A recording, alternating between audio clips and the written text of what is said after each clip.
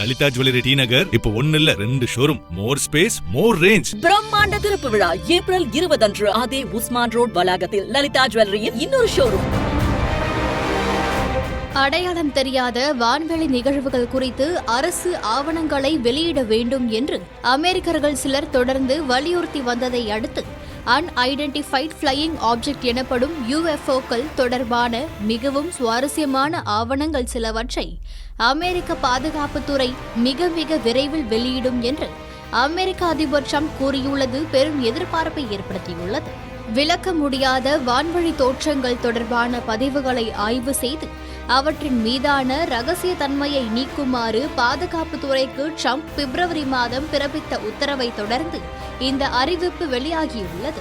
அமெரிக்க முன்னாள் அதிபர் ஒபாமா சமீபத்தில் பாட்காஸ்ட் ஒன்றில் வேற்றுக்கிரக உயிரினங்களின் சாத்தியக்கூறுகள் குறித்து பேசிய சில நாட்களிலேயே ட்ரம்பின் இந்த அறிவிப்பு வெளியாகியுள்ளது.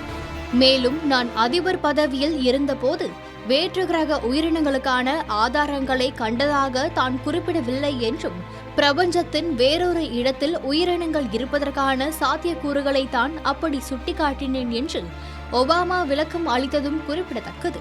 அமெரிக்க வான்வழியில் கண்டறியப்படும் அசாதாரணமான பொருட்களை விசாரிப்பதற்காக அமைக்கப்பட்ட ஒரு சிறப்பு முகமையான ஆரோ எனப்படும் அனைத்து துறை அசாதாரண தீர்வு அலுவலகம் இந்த செயல்முறையை கையாண்டு வருகிறது.